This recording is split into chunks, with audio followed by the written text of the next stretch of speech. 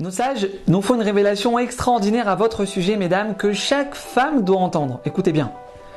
C'est par le mérite des femmes pieuses, nous disent nos sages, que le peuple juif a été délivré d'Égypte. Et c'est par le mérite des femmes pieuses qu'on sera délivré à la fin des temps. Alors, question. Qu'est-ce qu'il y a de si particulier chez vous, mesdames, qui a le pouvoir de déclencher la Géoula, de faire venir Mashiach? Votre tsniout, votre pudeur, mesdames. C'est votre pudeur qui va être le moteur de la délivrance du peuple juif. Je ne sais pas si vous réalisez ce que je suis en train de vous dire. La Géoula, mesdames, elle dépend de vous. Maintenant, il faut prendre conscience de quelque chose de fondamental, une grande différence, mesdames, qu'il y a entre vous et nous, les hommes. C'est que nous, les hommes, les mitzvot qu'on fait, toutes les mitzvot qu'on fait, elles nous demandent des efforts. Des efforts. On doit se lever le matin à la synagogue, et c'est dur de quitter son lit. Mincha, Arvit, on doit prendre du temps pour s'asseoir, étudier la Torah, des fois on est fatigué, on n'a pas les nerfs. Chaque mitzvah qu'on fait, mesdames, nous les hommes, il faut s'investir, il faut se battre, c'est pas facile. Alors que vous, mesdames, vous sortez de chez vous, faire vos courses pour Shabbat. Vous buvez un café avec une copine au resto. Chaque seconde, je répète, chaque seconde, c'est une mitzvah. C'est une mitzvah. Comment? Une femme qui est sortie de chez elle en jupe. Une jupe qui recouvre ses genoux. Sans la petite fente d'arrière, attention. Une femme qui est sortie de chez elle tsanoua, avec pudeur.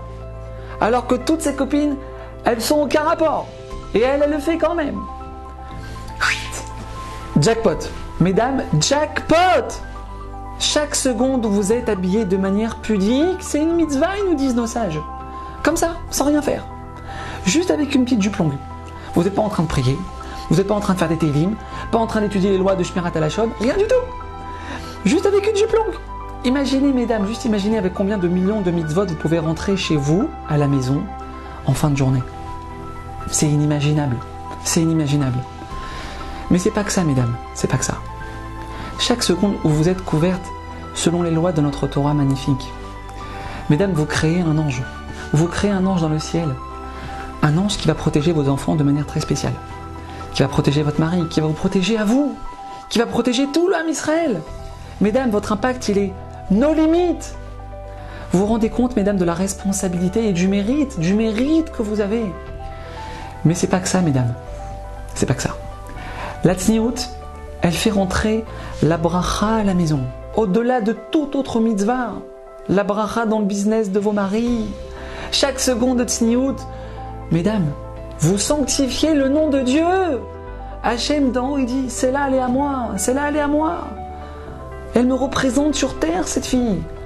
Vous sanctifiez le nom de Dieu, mesdames. La mitzvah la plus haute qui soit. Et mesdames, si vous faites cet effort, même un jour dans la semaine, quelques heures dans la journée, c'est déjà énorme. C'est énorme. Et c'est comme ça, mesdames, qu'on commence, pas autrement. Maintenant, il faut savoir, messieurs, que nous, les maris, sachez qu'on a un rôle là-dedans. Lorsque nos femmes, elles font un effort en tsniout, elles se couvrent la tête, elles rallongent un peu la jupe, elles s'habillent un peu moins moulant, elles vont fermer une petite fente qui dérange. On doit les encourager, messieurs. On doit les féliciter. On doit les complimenter. Elles ont besoin de ça, nos femmes, pour avancer. On ne peut pas savoir à quel point. Et pour terminer, mesdames, ne vous trompez pas. Chacune d'entre vous, chacune, quelle que soit son éducation, quel que soit son vécu, son histoire, elle a le potentiel d'arriver au niveau des grandes femmes de notre peuple. La seule chose que vous devez faire pour y arriver, c'est juste de faire le premier pas. Faire un petit effort. Le vouloir. Réaliser que vous faites quelque chose qui fait trembler les cieux. Et après, Hachem, il fait le reste. Après, Hachem, il vous aide à avancer. Il vous aide à progresser. Et après, ça devient même un kiff. Ça devient une seconde nature. C'est votre mission, mesdames la tsniout. C'est votre mission sur Terre. Au-delà de toute autre mitzvah. Et combien votre mérite, il est grand dans cette génération-là. Quand vous décidez de marcher à contre-courant du monde entier, la clé de la Géoula, elle est entre vos mains, mesdames. C'est votre tsniout avant tout qui va délivrer le Ham Israël de toutes ses souffrances, qui va ramener la Géoula qu'on espère tous très bientôt, Bezrat Hashem. Que Hashem vous aide. À bientôt.